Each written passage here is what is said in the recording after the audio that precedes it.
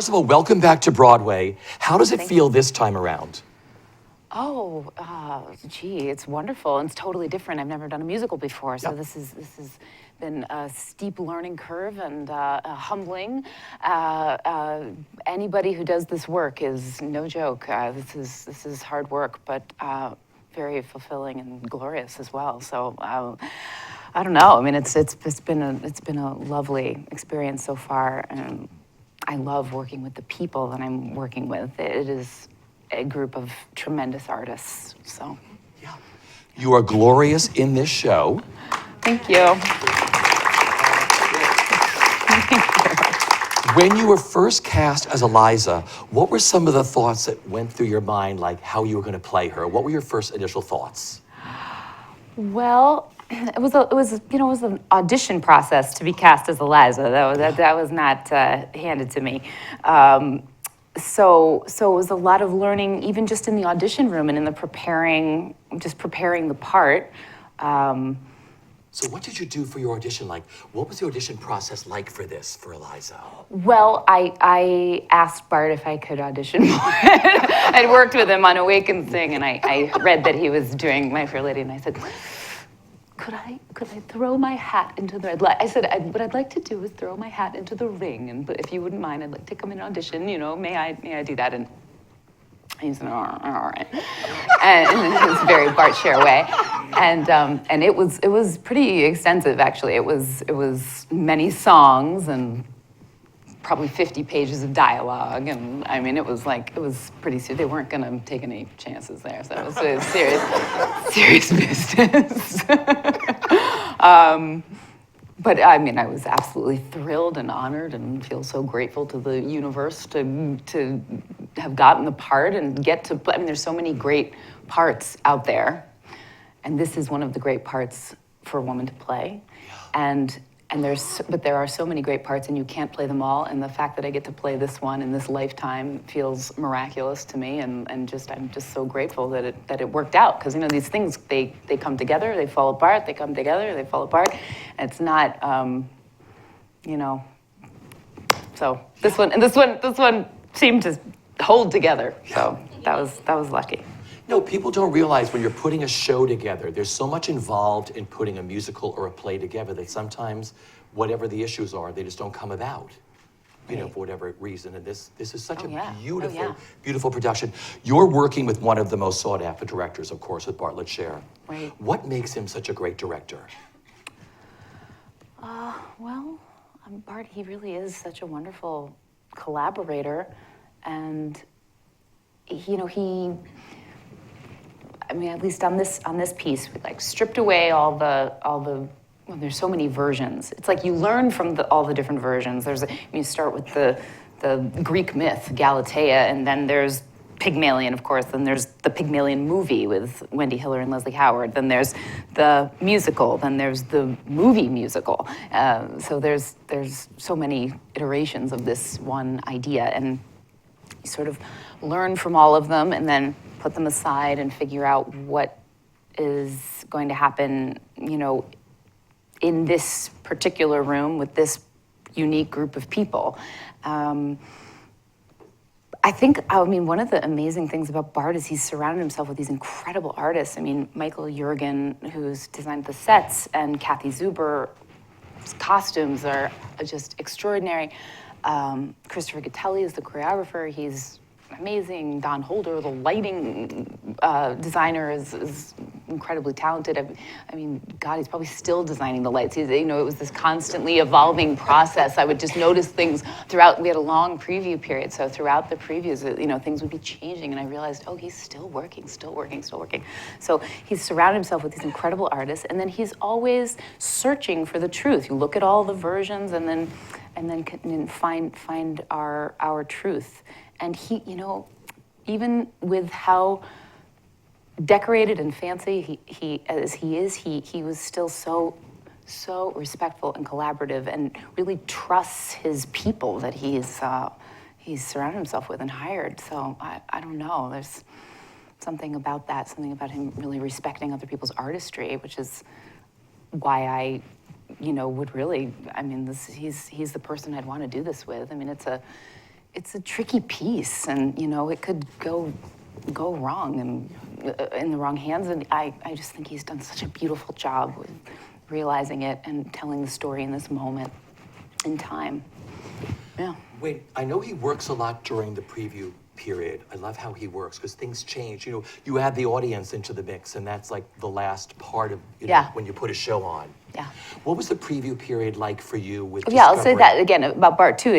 He's still coming into my dressing room and saying, okay, what do you think about that moment? And oh, good, I'm glad you came in and mentioned that because I was thinking this. And then we have another conversation. I mean, the show's been open for weeks but he's around, he's in the building, and so we're still going. And it's just a constant process, constantly searching.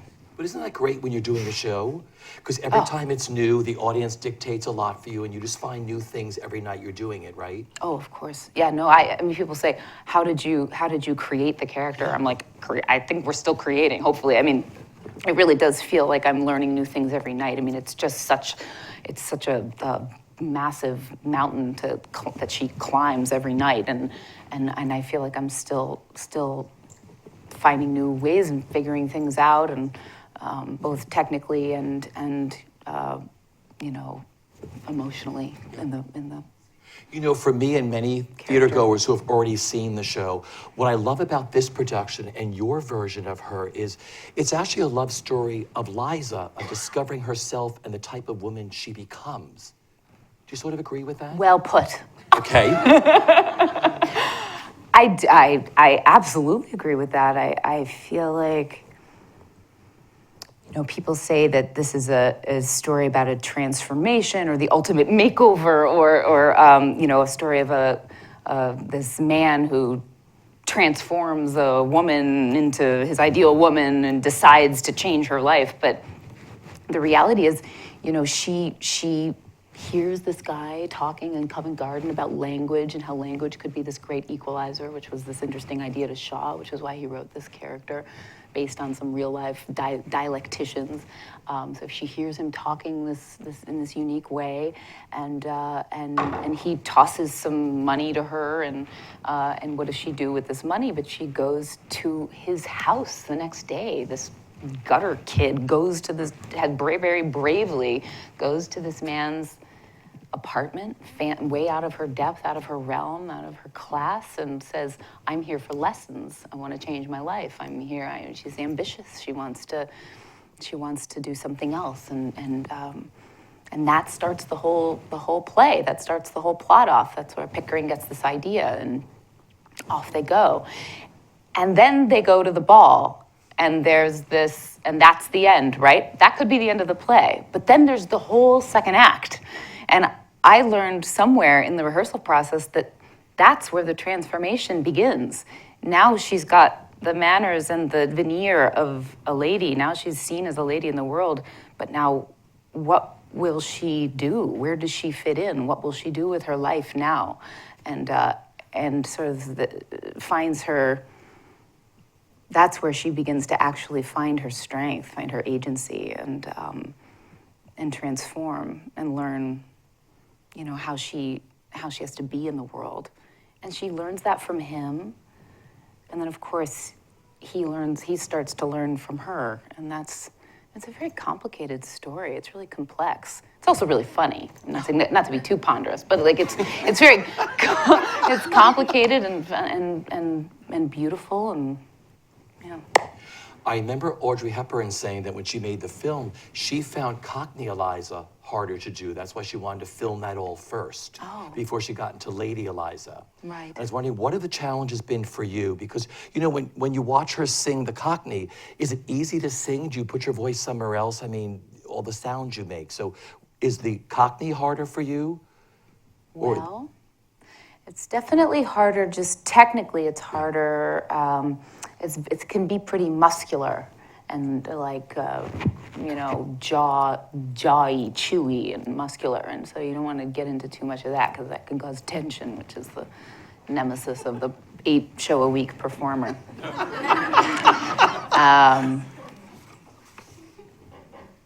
But the singing, The singing in the Cockney.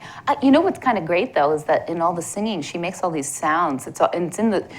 You read the musical, the book of the musical, and it's like A O O O O O O W W W W W W 23 exclamation points. And you're like, how am I gonna do that? I don't know. What's gonna come out? And so here I am sort of meowing like a crazy cat every night, which is essentially, it's sort of a vocal warm-up. I mean, that's, in a sense, meow, meow. So I get to make all these sounds, which so I just decided to place them in the, vocal warm-up in the mask, as they say.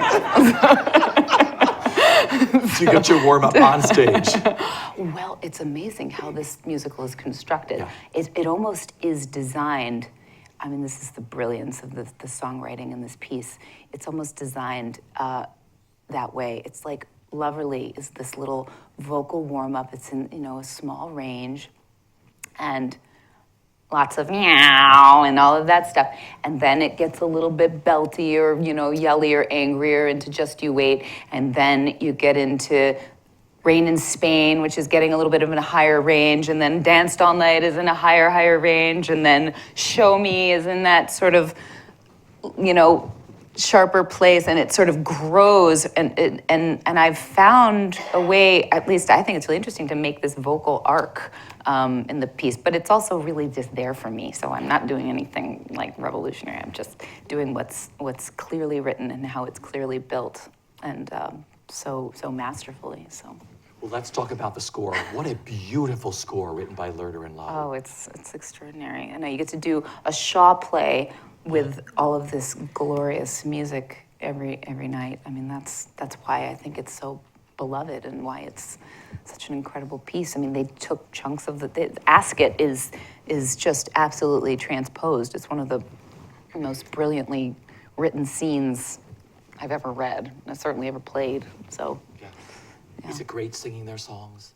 Oh, yes, and continuing to discover what that means, and the orchestrations are so interesting too.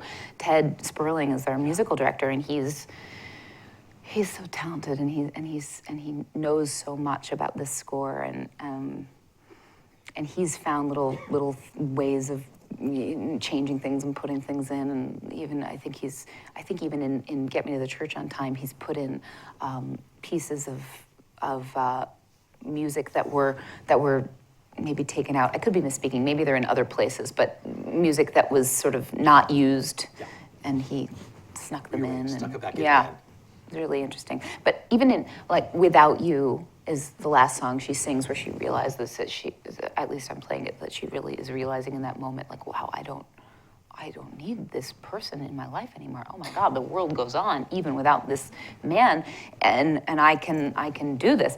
And but it refers back to all of her songs, like if musically, Loverly is in there, and Just You Wait is in there, and Show Me is in there. All the songs are referred back to in the final song she sings, which is kind of neat if you listen for them. Yeah. Oh, I'm gonna listen to that. Yeah. It was like her whole life is playing back through this song. Oh, that's a nice way of thinking. I'm gonna do that tonight. I'll use it. I'm gonna use it tonight. Perfect. Thank you.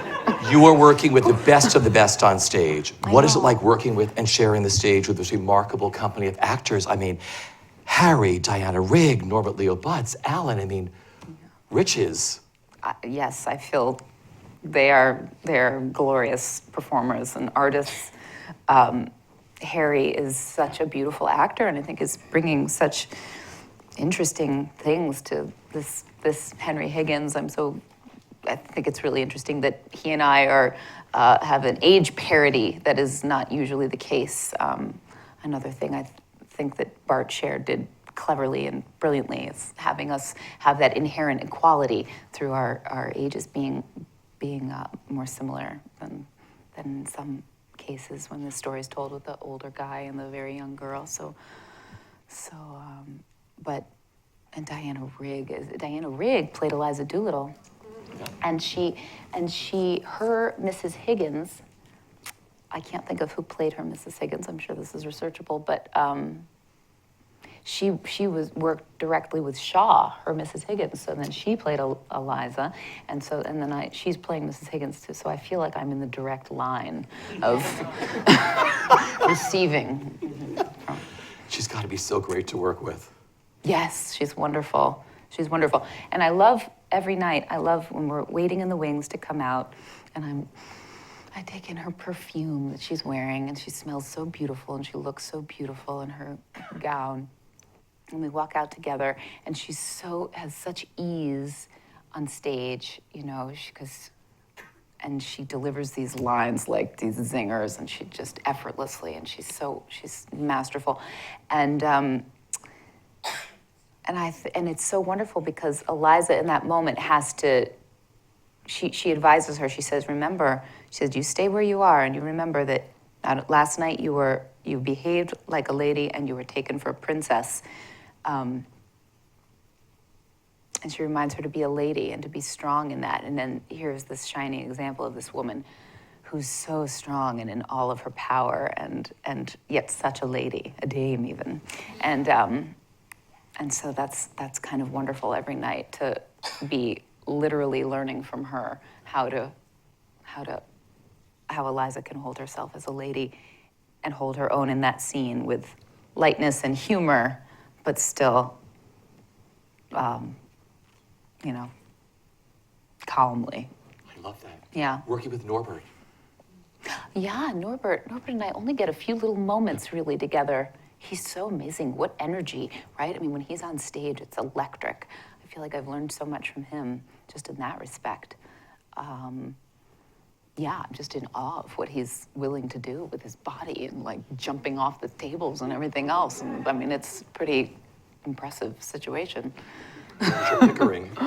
You're Pickering and with Alan yeah. Cordiner, Yeah. he is such a beautiful actor. And, you know, Pickering, I don't know. I feel like you kind of think of it as or don't think of it as a role but he's brought this beautiful heart and humanity to Pickering, and she credits him at the end. She says, he's the one who taught me how to be a lady because of the way he treated me as a lady. And he really does. He cares for her from the very first moment they have together. He's annoyed and he doesn't buy the flower, but he says, oh, here's some money if you want it, you know, if it's any use to you. And then off they go. He's always sort of standing up for her and overseeing her being a protector of her. But he's such a beautiful actor. He's brought such wit and funniness and heart to that part. It's really extraordinary. He's a master. You mentioned Kathleen Zuber's clothes. The costumes in this production are so beautiful. It's particularly the ones you wear.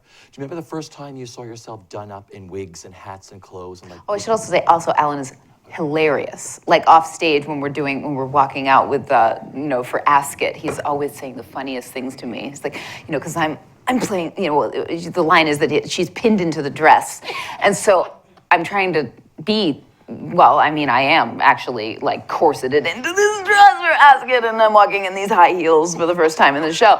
And he says, okay, now stand up straight and you'll just take a few more steps every day and soon you'll fit into the dress. Before long you'll see that it will fit. I don't know, he just cracks me up he cracks me up. He's so funny. Anyway. Going back Kathy to the Zuber. clothes, Kathy Zuber. When you saw yourself done up, like with everything on, like what were your initial thoughts? Like, wow. With all of the... Yeah. Oh. I don't know. I mean, I really defer to her and her artistry and her expertise. I loved it. I've been doing wardrobe fittings with her since November. I mean, really long time ago. She got started on building the Eliza costumes because there are so many. And she'd say, oh, I was thinking about this fabric, and I don't know, what do you think? And I'm like, what do I think? Who cares what I think? Like, you know where I don't know what it doesn't matter what I think. Like, I don't even want to weigh in. Like, you just Because usually, often with movie and film, I'm sort of like, pushy or not, or I'm like, well, I was thinking, and for this, I'm like, do your work. Let me stay out of it. How many costumes do you have? Oh, that's interesting. I don't know that I've counted. Well, there's the Cockney, and there's about 65 changes in our montage that I do, and the Ascot, the ball, and back to Covent Garden. I mean, there's So you get a probably workout. 10. All right. Yeah, maybe more than 10. And there's 7 wigs, I think. Wow. Yeah. You get a real workout. If I'm not on stage, my friend Camille Zamora, who's an amazing opera singer, she came and she said, "This is like Madame Butterfly, you're on stage the whole time." Because if I'm not on stage, I'm like 4 feet off stage in, I call it the ambulance. I'm in like an emergency costume change with like 17 making wardrobe and hair people pinning and zipping and pulling and slapping on eyelashes, and it's a scene in there. Yeah. The emergency room, I love it. How do you stay healthy? They push me out there. They Yeah. throw you out there. Right. How do you stay in shape for 8 shows a week? Like you said, this is such a demanding role to do. I drink my water. Okay. Hydration is key. Okay. And I don't know, no booze, no caffeine. Well, I have my tea. I have my my treat is my cup of black tea. I don't know, sleep is like the main thing, because one's voice gets tired after 8 shows. And it's not, I mean, the singing is fine, actually. It's the talking, the whole play it's 3 hours long. It's long, it's a long piece. And sometimes we do 2, so. What a double day is like for you? What, literally, what are they like? Get to the theater, and try to get some PT in, which, they're very nice, the physical therapy. I have an amazing PT lady who she tries to massage out all the, knots in our necks and our jaws and stuff, and try to do a big vocal warm-up, pretty big physical warm-up. Try to greet everybody that I'm going to go on stage with, and and then it's like jumping onto a moving train, because like the overture starts, and before I know it, the stage is spinning around and I'm on it, and I literally feel like I'm on this train and I'm on this thing with Eliza, and then off we go, and she's off in this, this most important transformation of her life, and I feel so honored to get to do that. But it's sort of like grab on for dear life and you go until it's over. I mean, it really is like nonstop for 3 hours for me. So I mean, which I've never done anything like that before. So it's a new experience, and it's a new it's definitely a learning curve about how to work that way, how to technically, vocally, how to use the microphone. Little microphones. I mean, they're not. We're not using them. And we still have to do, vocal energy, but using it when we can, and singing healthily, speaking healthily. It's a whole different animal. Breath musicals. being really bright and alive, so that it can really sustain us, and Oh, so then I it's over, and then I go grab something to eat, try to maybe see my children on those 2 show days. That's tricky. I try to lay eyes on them briefly, and then Start again. Excuse myself, try to close my eyes for at least 15 minutes. What's wonderful is that the dressing room, there's no windows, so it's like a cave.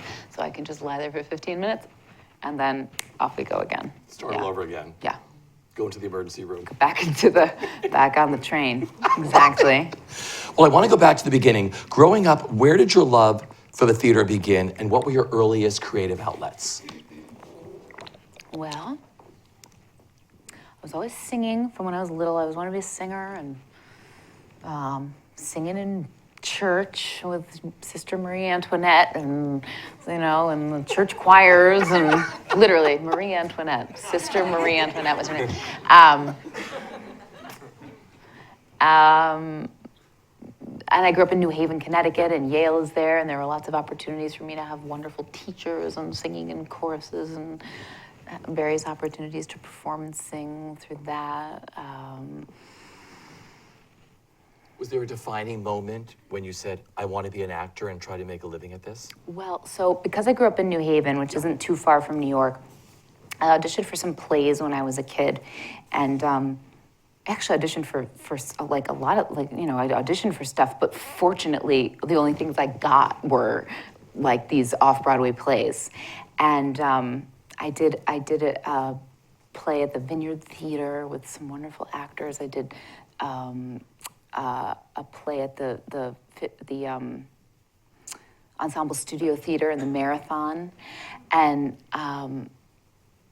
I remember, especially with that one, I was about 14 years old, and it was summer, and it was in New York, and we're rehearsing, and it's like you go up the walk up to get to the little tiny theater to rehearse, and the people were so invested in what they were doing, and it was just such an incredible community, and I never really had that feeling before, and it's the same feeling that I have now at Lincoln Center in this building and in this theater, where I feel like, I don't know, there's something about actors and being in that community. They're just in that moment of like going, rehearsing that play when I was 14 years old, and the third floor walk-up theater. I was like, this is the best. Like, this is what I want to do with my life. Like, and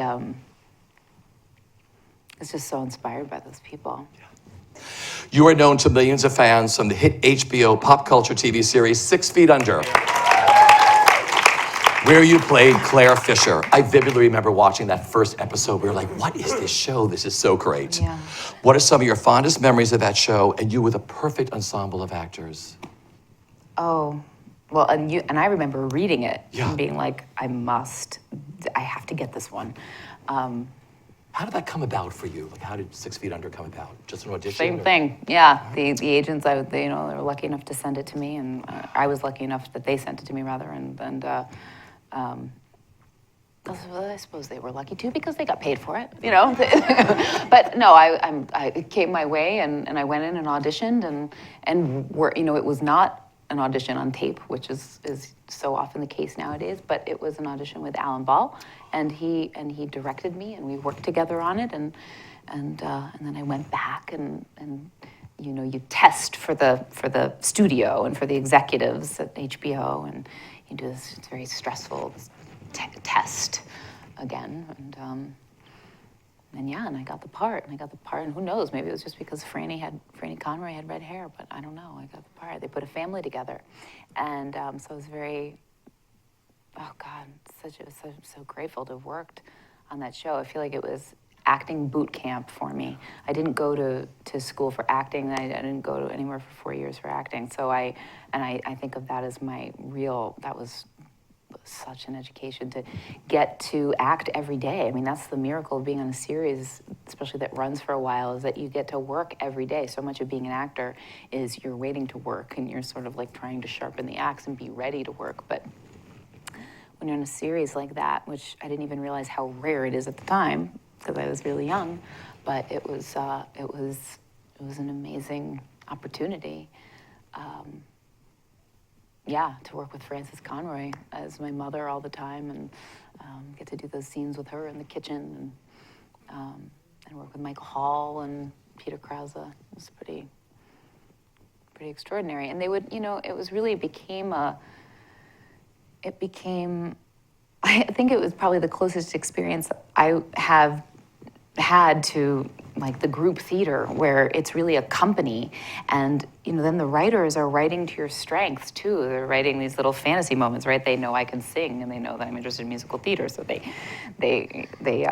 write these little fantasy moments for me to have a singing fantasy or whatever, or so it was. It was such an interesting collaboration, just as a big company, to work together that way for so long. When it ended, what did you miss the most? We missed not having it to watch as an audience member. Seriously, I was horrified when that show ended. I loved that show. What did you miss the most when the show went off the air?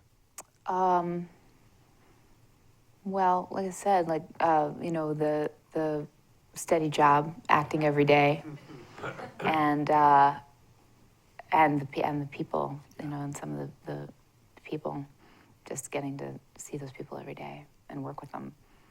But Terrific it was show. really amazing acting school for me to work on that. Because I remember there was one particular episode, I think it was one of the Kathy Bates came in and she was in it, but she also directed at least one every season. And she, as an actor, you know, we did this, it was me and Peter Krause, and we did this, we had this emotional scene on the washing machine in the little porch, and sitting on the washing machines and dryers, and she shot it as a 2-shot, and then, you know, when you're on TV show, you know, do a wide shot and then a 2-shot, and then you go in for coverage and do the singles, and I remember saying, and it was just so beautiful that we did the scene together in the 2-shot, and it was so nice, and we surprised each other, and it was a really beautiful take, and I said, oh, it's too bad we can't just leave it at that. And she said, you know what, let's do that. And then she let us that's how the scene played. So there's no cuts and no editing and no anything in that one scene in God knows which episode, I'm sure it's researchable, but of me and Peter just sitting there and having our scene. So that was kind of neat. That's great. My final question is, what is the best bit of advice that you've been given, either personally or professionally, that you live by? Oh. Well, Henry James, I believe. I'm like having a little bit of a moment, but I think Henry James was asked on his deathbed what the most important thing is in the world, and he said, you know, what's the point of life? What's the meaning of life? And he said, be kind, be kind, be kind. And so we send our children out the door every day we say, okay, do you have your lunch and do you have your thing? And remember, kindness above all else. And that's what we send the kids out with. And this is actually a word that keeps coming up in the play, is kindness. Eliza says all she wants is a little bit of kindness from him. And it's a word that comes up a few times.